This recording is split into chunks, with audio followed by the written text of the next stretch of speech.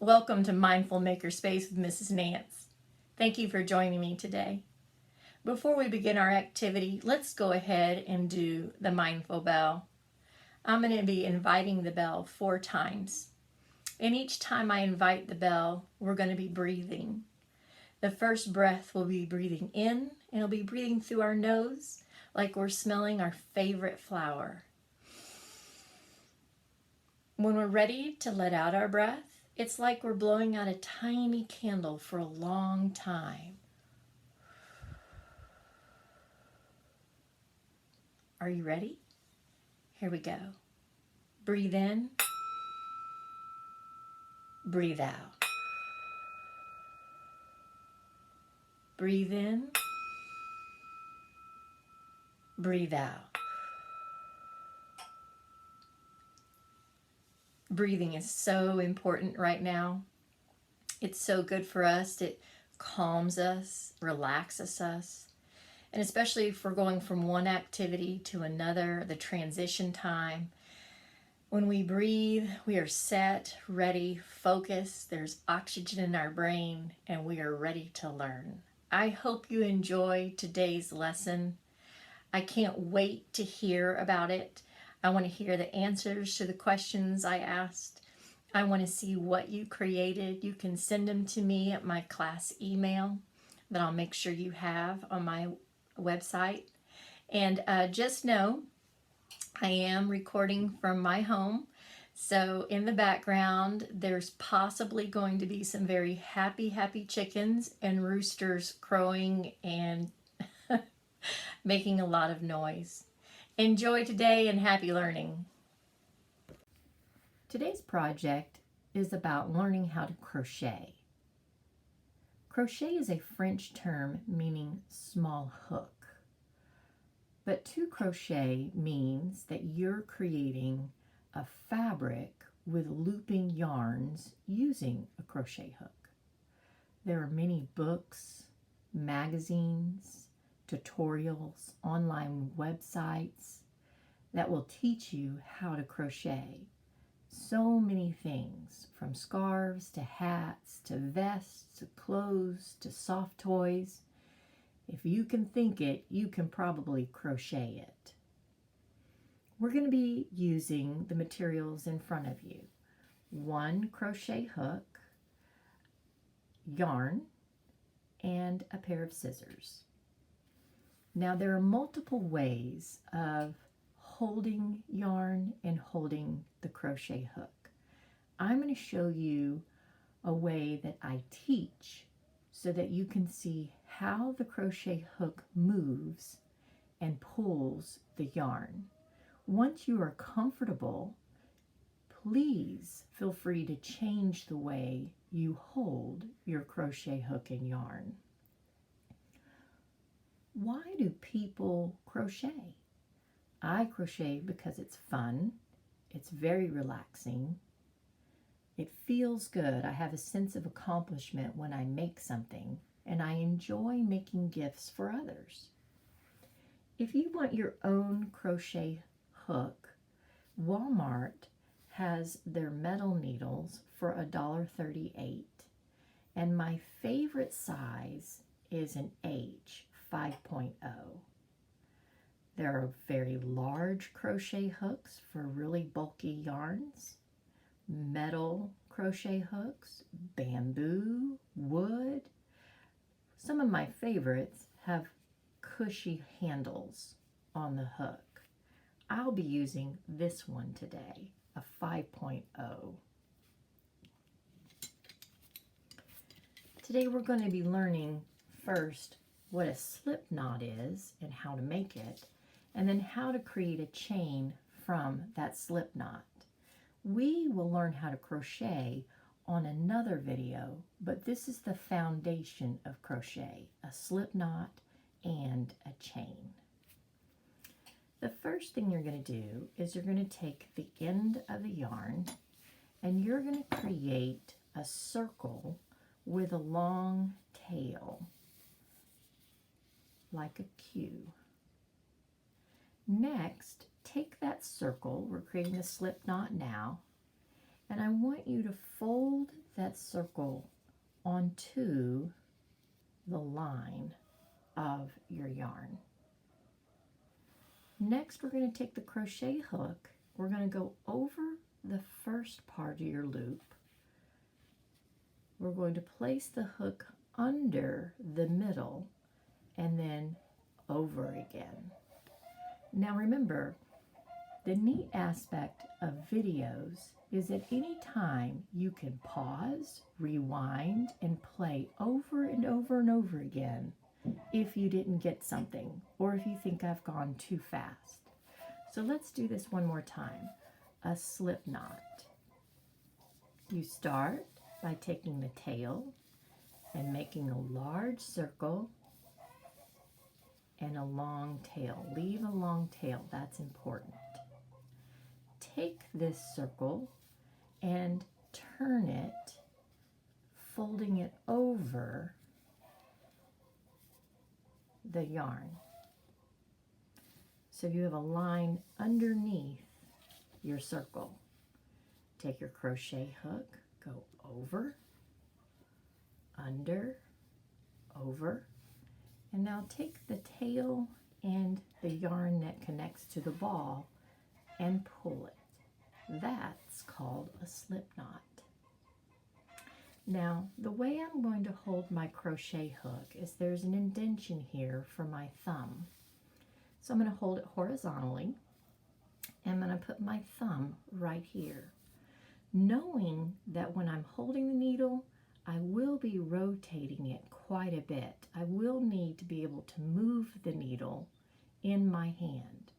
But I'm going to make sure that that crochet hook is facing me and that my thumb is in that indentation. Now this hand is a little bit more trickier. This is going to hold the tail and hold your yarn. So I call this the bunny ears. I'm going to pull out 2 bunny ears and I'm going to place my thumb against the pinky and the ring finger. So bunnies, pinky, ring finger. My thumb is actually going to hold this loop, this slip knot, underneath the hook. It's going to hold it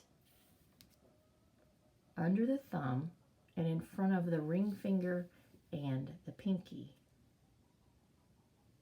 keeping my bunnies out. I should be able to push and pull that knot. I'm not on top of the crochet hook, I'm under it, and I can move it. Next, I'm going to take my yarn and go over my bunny ears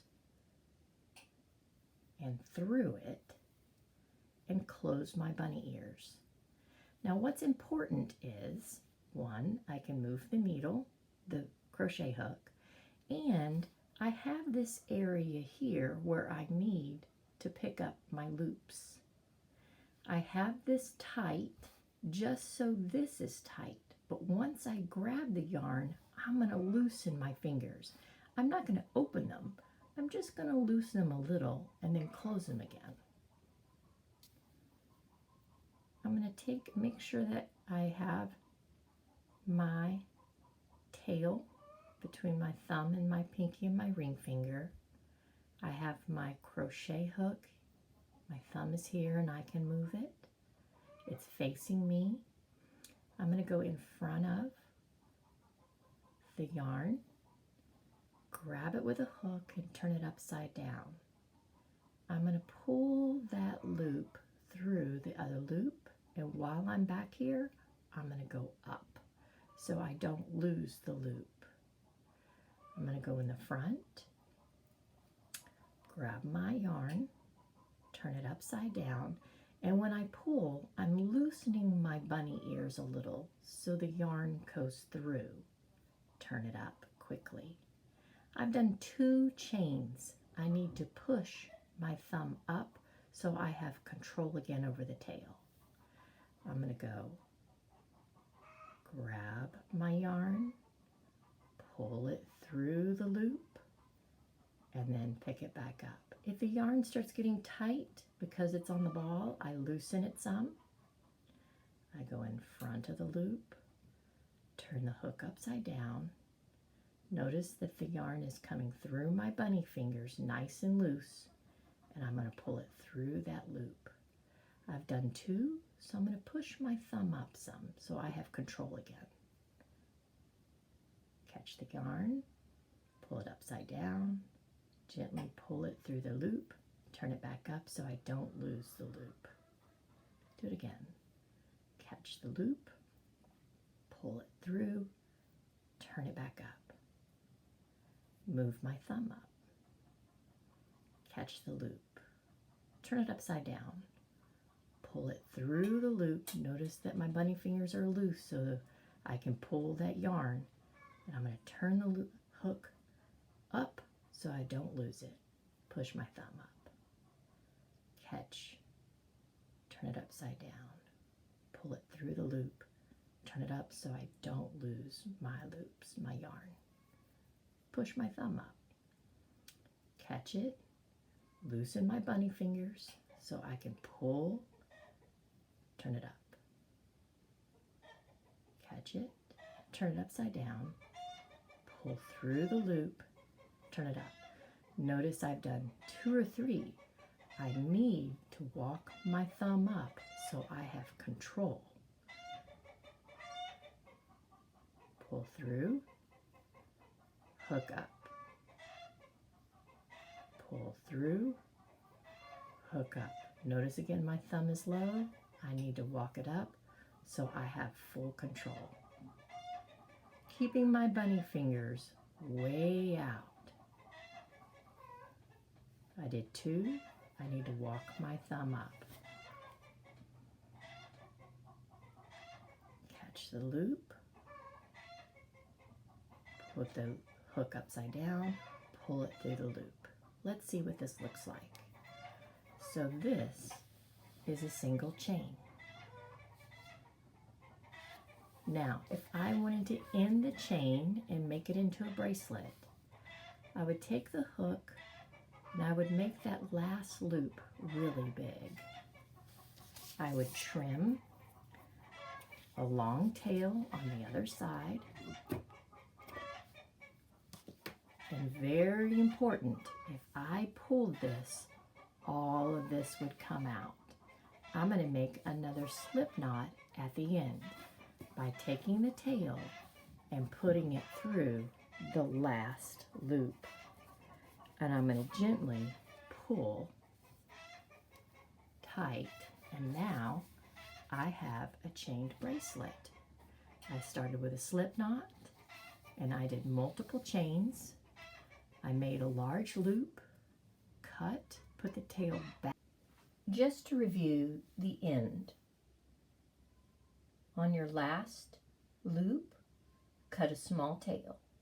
Make sure the last loop is really large. You're going to create another slip knot. So if I take the tail and I place it back in my last loop and gently pull tight, I have a bracelet. I want to show you what happens if you don't make a slip knot at the end. That after you chain, you forget to put this tail inside of that loop. If you pull this, this is what will happen.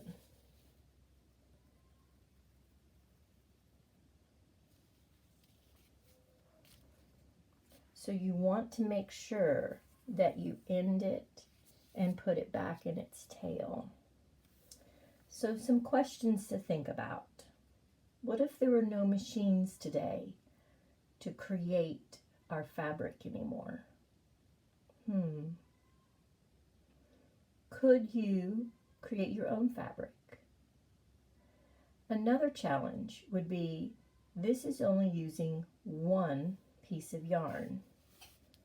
What if you tried crocheting 2 pieces of yarn? Happy learning!